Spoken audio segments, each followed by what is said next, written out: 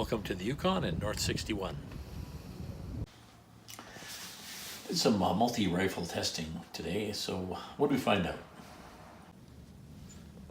Remember this bad boy? Haven't had it out for a while. It's my moose gun, 348 Winchester, Winchester 71.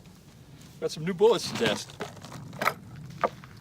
Whitehorse Gun Show, came across these guys. Do you recognize that big hole? That's the 220 grain X bullet. Discontinued. I got a box of it. Might be the ultimate. Let's give it a go. I'm testing it against some 220 grain Barnes Originals as my test. Let's see how these guys work.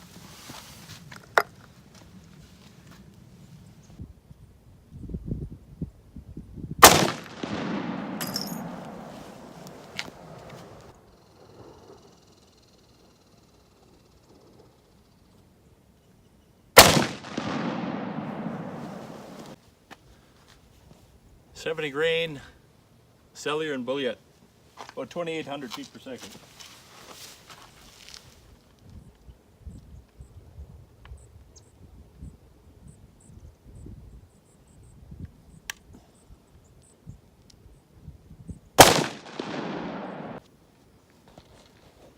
.70 grain, DTK or DKT, I forget what these are. It's a 228 bullet. Hand-loaded bullet. Never used these before. This is going about 2,700.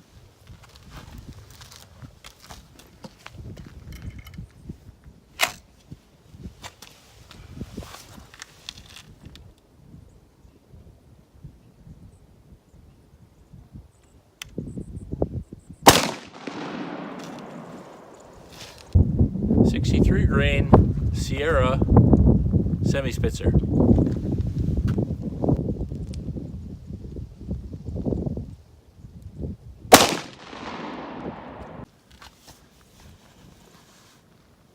.115 Barnes Original in a 6mm Remington at about 2,800.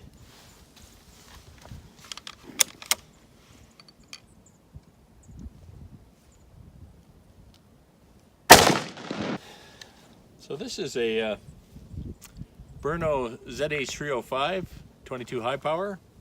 I've blinged it out, so I got a quick detach scope mount that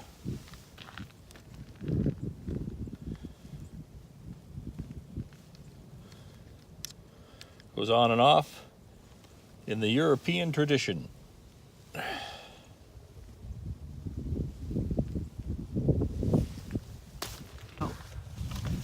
That's a 6mm. It's about 1.25 inch group, 100 grain round noses for my daughter. And I just checked the zero on the ZH305 22 Hornet, and this is how it groups. So that's about 1.25 inch. That's with the 63 grain bullets. I knew that gun would shoot. The workmanship is good. Those 70 grain bullets, they're not stabilized. The 63 grain Sierras, even though they're smaller in diameter, stabilized, shoot really, really well. Pretty good. See how these guys did. Original, Barnes Original.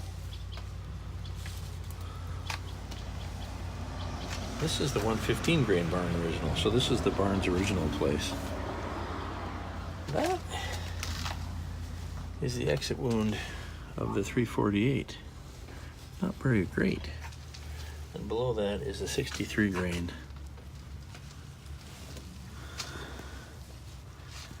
Sierra. And here's the 270 grains. The one at the top was the S&B, and this one was the DKT.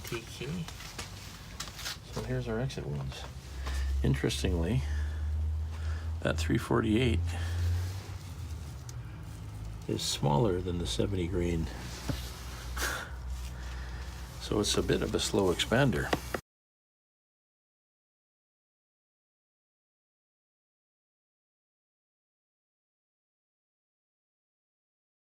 let's look for these 70 grain bullets.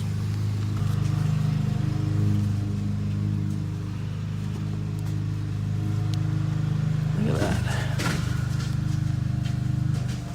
That's a 70 grain cellular belly bullet. That's like a big game bullet.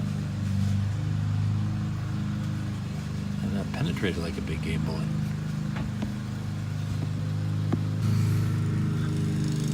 And that too hung together remarkably well.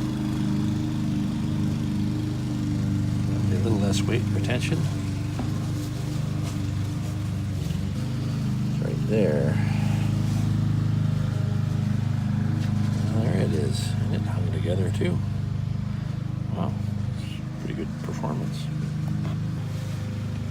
And there is the 115 grain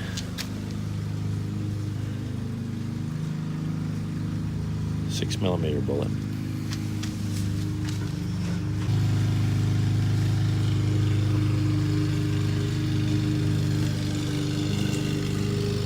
So there's the X bullet. Oh, that's beautiful.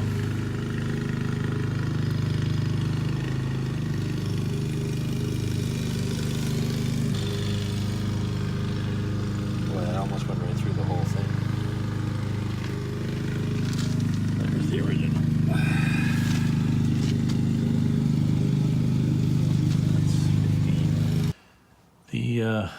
These 70 grain bullets, 228 bullets in the 22 high power, I think are a little bit long to be fully stabilized.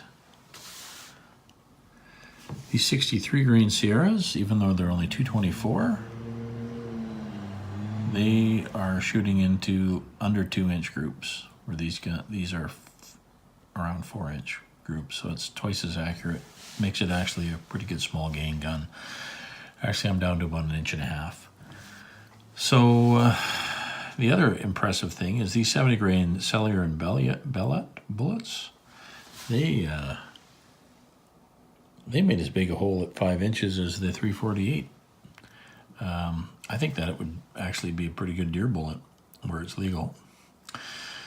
The 115 grain Barnes Originals in the 6mm. I'm trying to set up the 6mm for my daughter. That's a nice under 7-pound rifle. It's on a Remington 600 right up here with that old 3-power Weaver. I was getting 1.25-inch groups with it today. I think it will do better. With this 115 grain Barnes Original bullet, that bullet penetrated 15.25 inches and hung on to about 65% of its weight.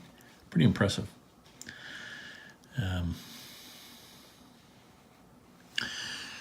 The 348, for those of you who are interested in 348s, these 220 Barnes X bullets, I'm not that big a fan. They penetrated 17 inches, but I didn't like the fairly small wound channel, where the old Barnes Originals had a really much better wound channel. The only time the Barnes X had a fairly good wound channel was near the end of travel. But it didn't penetrate as well as the original, which hung on to 85% of its weight. A part of that is wet newsprint is a fairly soft media, but that was pretty impressive performance. So I think the 250 grain Woodley is still the class act of the 348 world. So thanks for watching.